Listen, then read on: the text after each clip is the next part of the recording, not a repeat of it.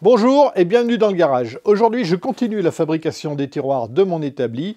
J'ai déjà passé 2 épisodes à construire les côtés et les façades des tiroirs et maintenant je vais m'occuper des fonds. Les tiroirs sont constitués avec des côtés en chêne, des façades soit en frêne, soit en noyer. L'assemblage est à queue d'aronde et cette fois-ci, on va s'occuper du fond qui sera en bois de palette.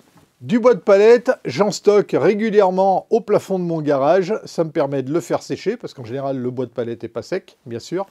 Et j'en ai donc descendu une partie de mon plafond pour pouvoir m'occuper de ce projet. Donc dans ce bois, il y a un peu toutes les essences, il y a toutes les épaisseurs, il y a toutes les tailles, c'est un petit peu normal, hein, c'est de la récup. L'idée, c'est de faire des fonds de tiroirs, des choses qu'on ne va pas voir beaucoup. Il y aura des outils, il y aura peut-être des rangements par-dessus, etc. Donc c'est pas très grave que le bois soit pas très qualitatif. Et ça me permet, moi, de faire des tiroirs à moindre coût, sachant que le bois massif, maintenant, ça coûte un œil. Donc, j'ai récupéré pas mal de choses.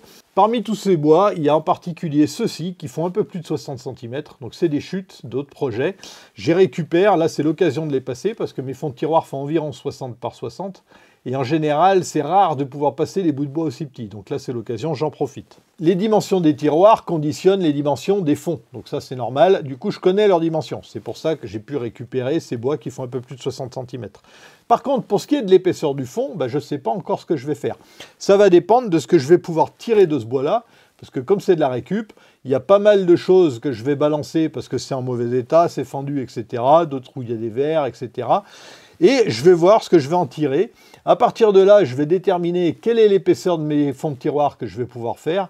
Et donc, en fonction de ça, j'aurai plus qu'à faire des rainures dans les côtés et les façades de tiroir pour accueillir les fonds. Mais avant tout, il faut raboter tout ça.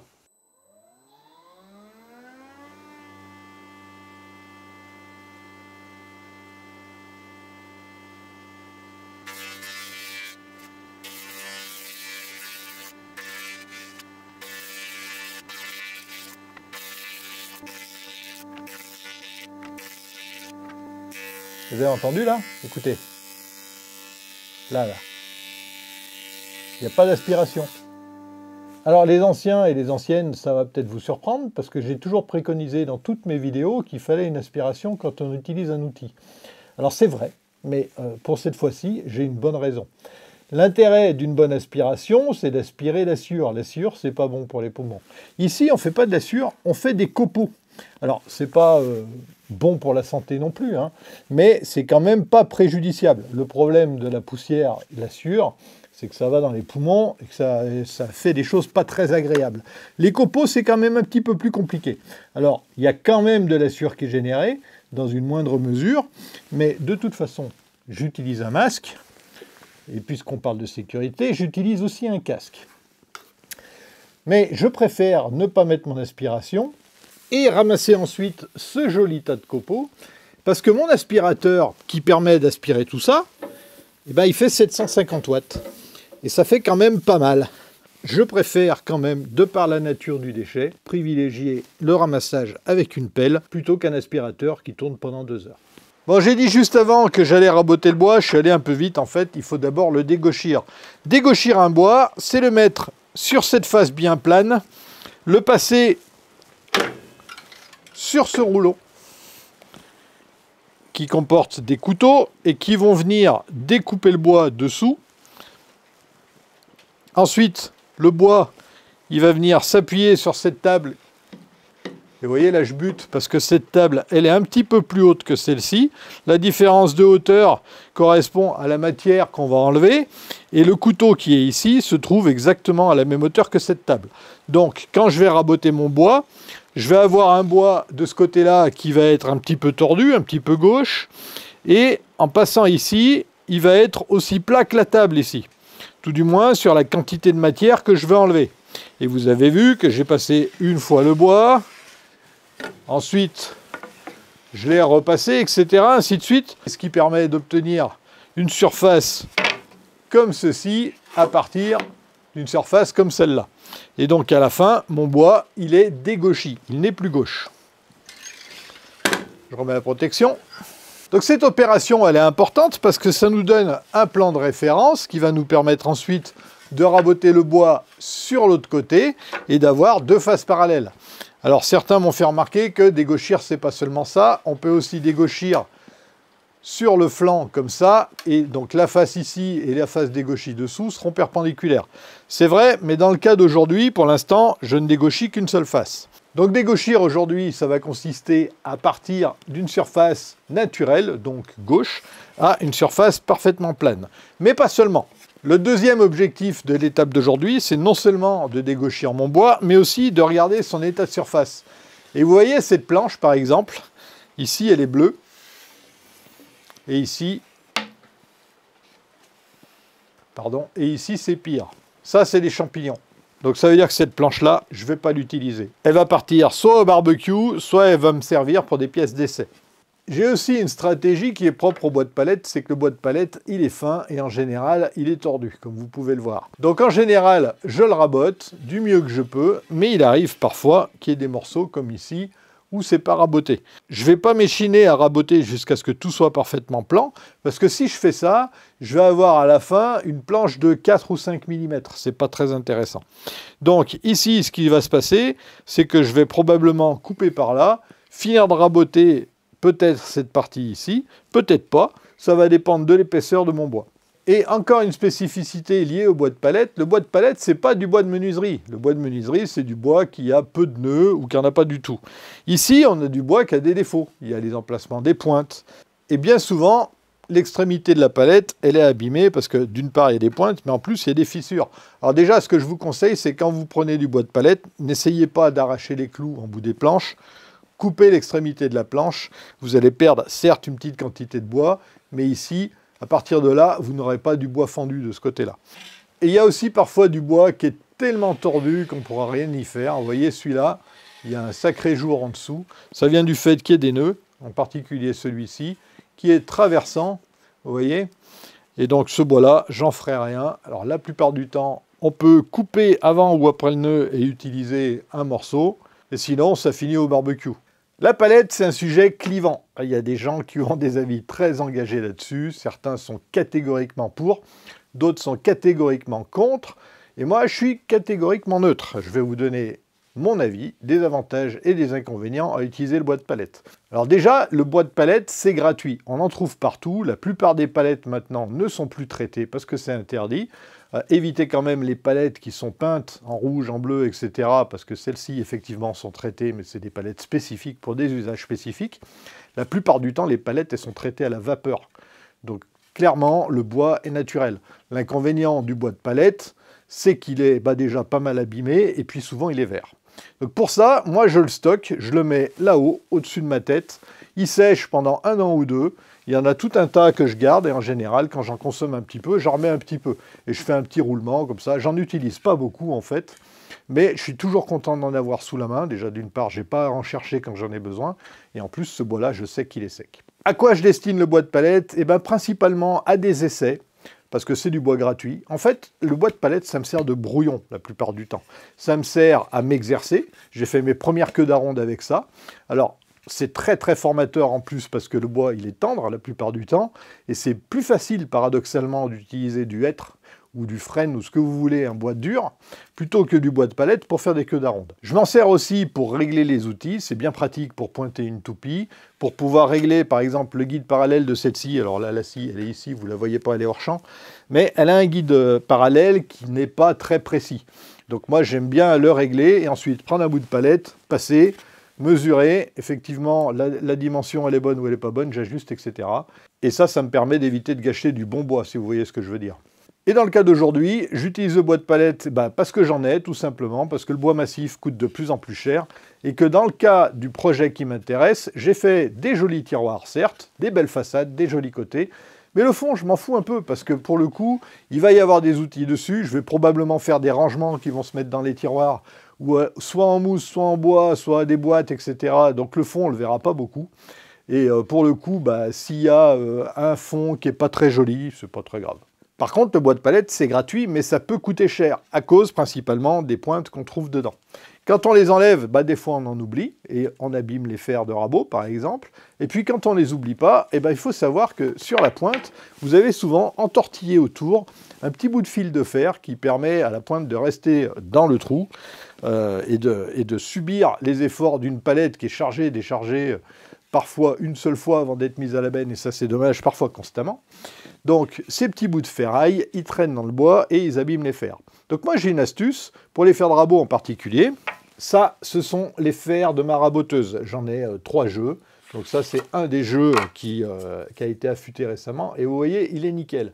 Donc, si j'utilise ce jeu de fer avec du bois de palette, pour le projet d'aujourd'hui, par exemple, je suis certain que je vais les bousiller. Donc, en fait, c'est très simple. Je ne vais pas m'en servir. Parmi mes 3 jeux de fer, j'en ai dédié un aux palettes. Et celui-ci, il est abîmé. C'est normal. Je ne sais pas si vous voyez. Oui, voilà, ici. Vous voyez que les 3 fers, là, ils ont pris un clou, par exemple. Ici, ici dans une moindre mesure, ici aussi, un peu partout. Alors, évidemment, le bois, il va avoir des traces à cause de ces pocs-là, mais c'est pas grave, parce que ces traces-là, elles partent au ponçage très facilement. Ensuite, ces fers, je vais pas m'amuser à les rattraper. Vous voyez le beau poc qu'il y a là, vous imaginez la quantité de métal qu'il va falloir que j'enlève pour pouvoir les récupérer. Non, je les affûte régulièrement, c'est-à-dire que de temps en temps, je rattrape un petit pet. C'est cool, mais par contre, les gros pets, ils vont disparaître au fur et à mesure, c'est pas gênant. Donc ces fers-là, certes, ils sont pas beaux, mais pour la palette, ça ira très bien, et surtout, mes autres fers, ils sont nickel, et ça, c'est cool. Alors, pour changer les fers de la raboteuse, déjà, il faut débrancher la machine, bien évidemment, et voilà, ici, j'ai un fer, il y en a 3 sur le rouleau. Le système de fixation des fers, c'est exactement le même que sur la raboteuse Vevor que j'ai présenté il n'y a pas longtemps, à savoir, donc le fer qui est amovible, il est ici. Dessous, il y a des ressorts pour le redresser. Et j'ai ici un contrefer qui vient, j'appelle ça un contrefer, mais enfin, c'est une pièce qui vient plaquer le fer dans la rainure qui se trouve là, vous la verrez mieux tout à l'heure. Et j'ai ici des vis qui viennent plaquer tout l'ensemble contre le bord de la rainure ici. Donc le but du jeu, ça va être de serrer les vis pour les rentrer par là et pour pouvoir mettre un peu de jeu pour pouvoir sortir le fer. Donc j'utilise la clé qui est fournie. C'est des vis à tête carrée, c'est assez bizarre, on ne trouve pas partout de ça.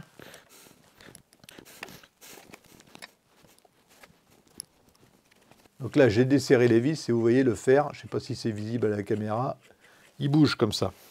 Et je peux le retirer. Alors, puisque je l'ai démonté, j'en profite. Regardez bien, le fer, il n'y a pas de trou ici. Sur celui de la raboteuse Vevor, il y avait 2 trous, un ici, un là, pour pouvoir passer des goupilles qui faisaient partie de ce truc-là. Et certains ont dit « Oulala, c'est dangereux » quand je les ai enlevés parce que le montage était impossible. Mais en fait, regardez bien ici. Ici, j'ai pas de trou. Et cette machine qui date de 1998, elle n'a jamais envoyé voler dans l'espace un de ses fers. Donc le système fonctionne très bien. En plus de ça, ici, il y a 4 vis. Sur la raboteuse Vevor, il y en avait 9. Et voilà pourquoi j'étais confiant sur le fait que ça allait tenir. Donc j'ai enlevé mon fer. Je vais monter un fer à palette. Et là, vous voyez donc le nouveau fer, il est toujours sur ressort. Il va falloir que je règle la hauteur et que je resserre les vis pour pouvoir le maintenir. Pour ça, il y a un gabarit qui est prévu d'origine avec la machine, mais il n'est pas très pratique. Moi, je préfère utiliser ceci. Alors ça, c'est, vous voyez la petite mallette là, le positionneur. LB, c'est la marque. Il y a une référence qui est 10080, mais bon, il y a quelques années, ça m'étonnerait que vous le trouviez. Et en fait, c'est ni plus ni moins qu'un gabarit aimanté qui va se fixer sur le rouleau ici et qui va servir à sortir le fer ici, juste à la bonne hauteur. Je vais vous montrer à quoi ça ressemble. Voilà, donc on a 2 pièces qui sont aimantées. Sur la pièce, ici, vous voyez une petite encoche qui correspond à l'emplacement où il faut mettre le tranchant du fer. Et sur la partie cylindrique ici, on vient en appui sur le cylindre. Et ça tient parfaitement puisque justement c'est aimanté. Par contre, il faut enlever les copeaux. Je mets un positionneur d'un côté de la machine, comme ça. Alors, ça passe pas parce qu'il faut que j'écarte les tables, c'est vrai, j'avais oublié. Donc cette table, c'est la table d'entrée, elle est réglable. Donc, je l'éloigne un peu. Et maintenant, je devrais avoir la place pour mon positionneur. Donc, je me mets bien appuyé sur le rouleau.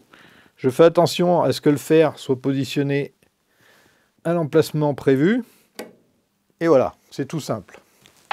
Je fais la même chose de l'autre côté. Et là, mon fer est parfaitement parallèle au rouleau. Et étant donné que le rouleau est parfaitement parallèle à la table de sortie, et d'entrée d'ailleurs, ben je suis sûr que c'est bon. En plus de ça, donc la table d'entrée, moi je l'avais réglée initialement pour qu'elle soit pile à la même hauteur que le positionneur. Donc là, le fer tel qu'il est positionné, quand il sera tout à fait à la verticale du rouleau, il sera exactement à la même hauteur que la table de sortie. Donc c'est nickel. J'ai plus qu'à resserrer les vis. Alors je ne serre pas comme un taré, hein, ça ne sert à rien.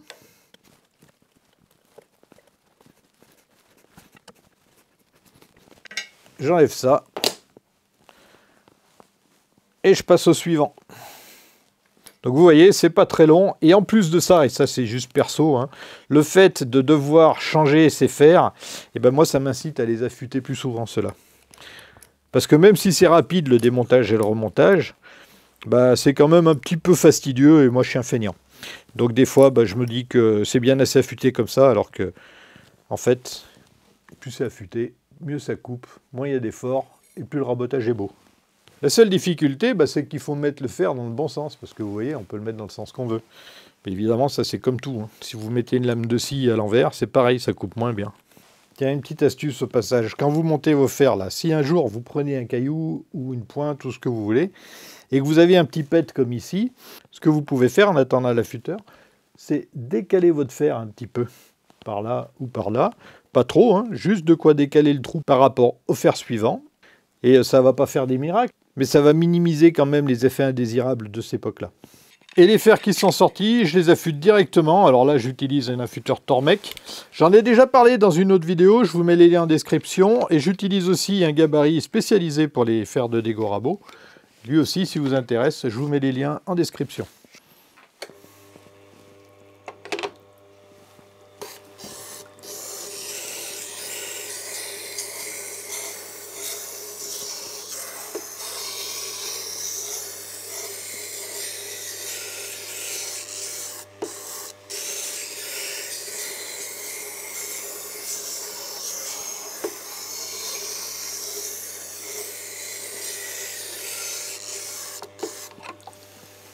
Ça va plus vite d'affûter les fers avec ce dispositif plutôt que de les démonter pour les changer. Enfin, quand il est réglé. J'ai passé la combinée en mode raboteuse cette fois-ci. Donc le bois, il va venir en entrée ici, il va ressortir ici. Il sera en appui sur ce plateau et c'est pour ça que c'est important de dégauchir. Et là-dessous, on a le rouleau avec les fers, des rouleaux presseurs qu'on ne voit pas, il y en a un sous ce carter noir, qui vont plaquer le bois contre le plateau pendant que le rouleau va enlever de la matière. Alors tout à l'heure, j'ai dit que j'utilisais pas d'aspiration. Ça, c'était valable uniquement pour le dégauchissage. Et en particulier aussi, ça je ne l'ai pas dit, parce que cette machine, qu'on mette l'aspiration ou pas en mode dégauchissage, elle en fout partout, donc autant pas la mettre. Par contre, pour le rabotage, elle ramasse plutôt bien les copeaux, donc j'ai activé l'aspirateur. Concernant l'aspirateur, il est branché sur cette prise ici. Et cette prise ici, le courant vient par l'intermédiaire de ce câble ici, qui va sur une prise 220 classique. Il rentre dans la machine, il passe par le relais qui commande les moteurs et il ressort par cette prise. Par conséquent, cette prise-là, elle est pilotée. Dès qu'on met en marche un moteur, l'aspirateur se met en route. Donc là, pour l'instant, je n'ai pas amené tout le bois, j'ai seulement amené les morceaux les plus épais. Je vais commencer par raboter les plus gros et ensuite, quand je vais arriver à l'épaisseur des autres, je les passerai tous. Donc, il faut que je passe la combinée en mode dégo parce que je l'avais désactivé par sécurité tout à l'heure pour changer les fers. J'enlève la sécurité électrique, je m'équipe et c'est parti.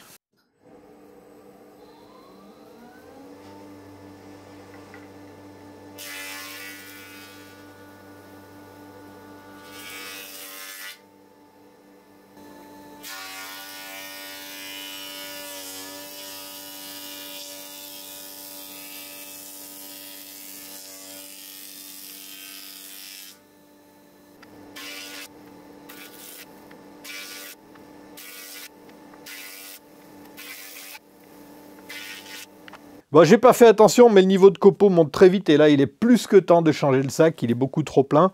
Alors, j'ai une astuce pour changer le sac sur ce type d'aspirateur. Ceux qui ont ce type d'aspirateur, j'espère, la connaissent. Sinon, je vous la montre. Il faut 4 mains, en gros, pour changer ce sac et c'est pas pratique. Moi, j'utilise des aimants qui vont me permettre de positionner le sac sur le support métallique. Mais avant de changer le sac, c'est vraiment le meilleur moment, je pense, pour mettre un masque.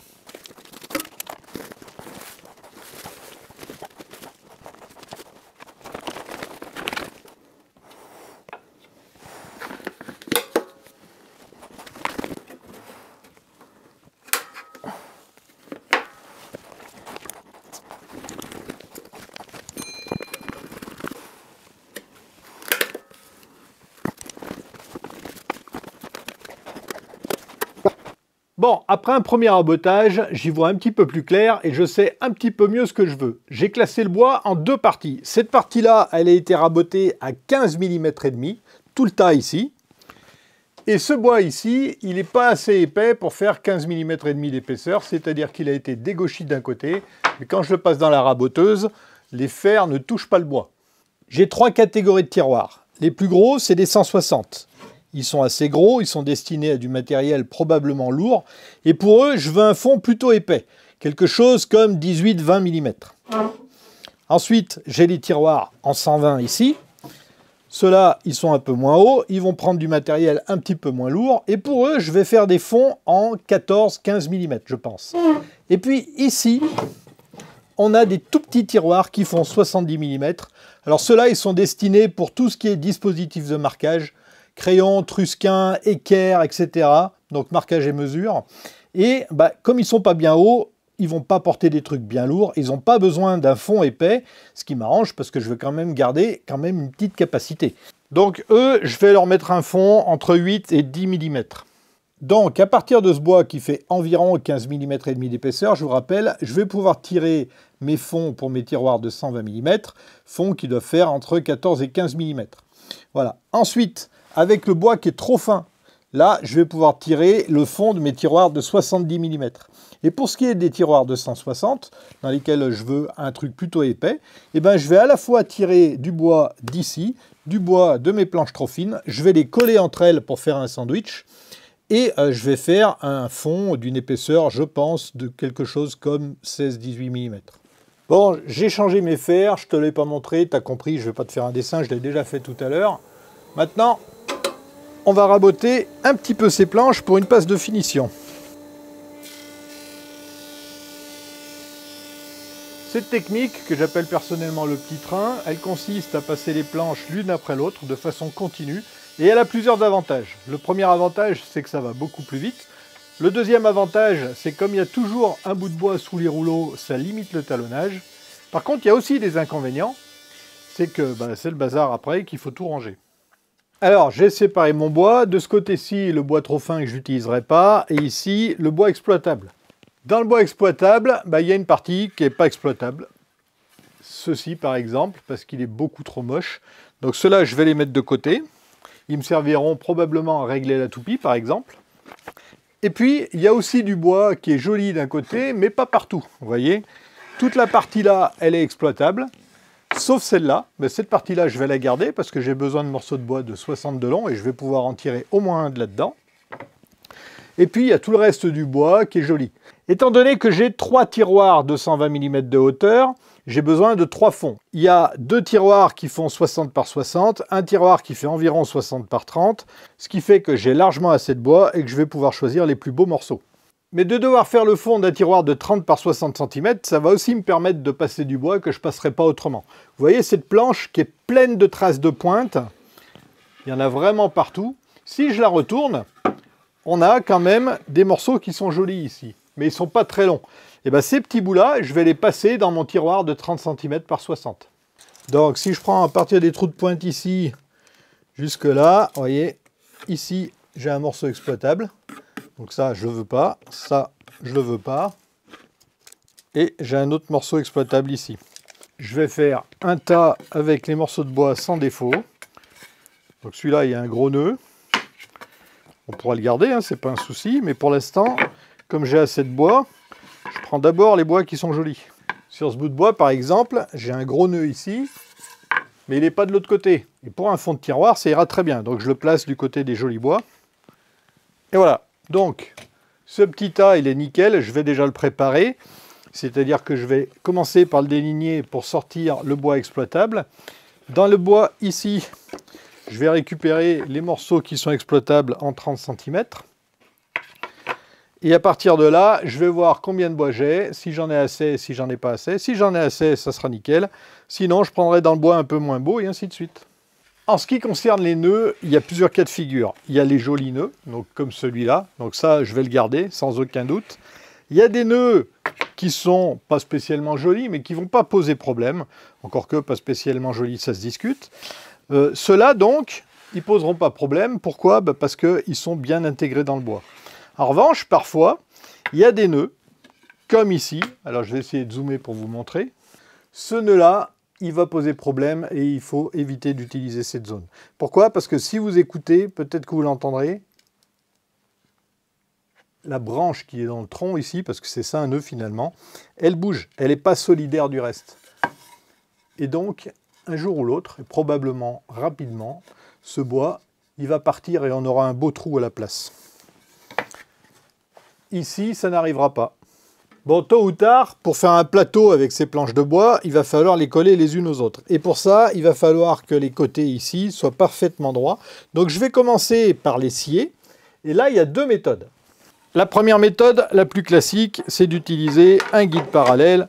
Tout le monde connaît la technique. Vous vous mettez en appui sur le guide parallèle avec votre planche et vous la passez pour la scier de l'autre côté et avoir les deux côtés parallèles. Mais ça implique déjà d'une part que vous ayez une planche avec un bord droit déjà. Ce n'est pas forcément le cas ici. Avec un morceau de bois comme celui-là, ça ne va pas être très drôle. La deuxième solution, si vous avez un chariot ras de lame, vous mettez votre planche là où vous voulez la couper et ensuite vous fixez votre bois et vous avancez. Le problème, c'est que moi, je n'ai pas de chariot ras de lame. Mais c'est pas grave, si on n'a pas de chariot ras de lame, il suffit d'en faire un. Ça, c'est un chariot que j'ai fait, qui est inspiré des chariots de coupe des scies sous table. Vous avez une baguette ici qui va s'enfiler dans la rainure ici, comme ça. Comme par hasard, on est à ras de lame ici. Et donc, je vais pouvoir placer mon bois comme ça, par exemple, le fixer et le couper. Alors cette solution, elle est pratique pour des bois qui n'ont pas les bords parallèles. Elle est aussi pratique quand on a un guide parallèle comme le mien qui n'est pas pratique à régler et quand on a des planches de différentes largeurs. Donc ça, c'est pas mal. Donc l'idée, c'est de pouvoir d'abord déligner d'un côté comme ceci et ensuite, avec le guide parallèle, on va pouvoir découper l'autre côté de manière parallèle justement.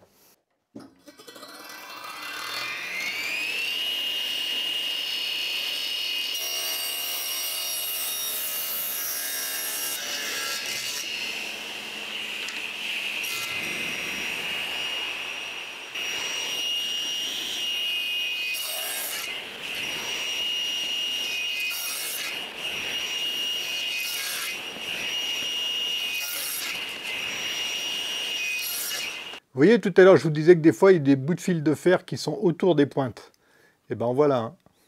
Voilà maintenant tout mon bois, les gros bouts, les petits bouts, les jolis bouts, les moches bouts, ils sont tous avec un côté parfaitement droit. L'étape suivante, ça va être de faire un autre côté parallèle. Alors si vous avez des morceaux de bois qui ne sont pas des rectangles parfaits, c'est pas grave, hein, pour faire des fonds de tiroir, ça ira très bien. L'important, c'est d'avoir des flancs qui soient parfaitement plans pour pouvoir les coller comme il faut. Là, pour le coup, j'ai du bois de marge. Je ne vais pas m'embêter à faire des montages géométriques pas forcément esthétiques en fond de tiroir. Je vais faire mes morceaux de bois tous parallèles. Et donc, pour déligner l'autre côté de mes planches, je vais utiliser cette fois-ci le guide parallèle. Donc, je vais pouvoir ranger le chariot tout de suite et passer à un découpage plus classique.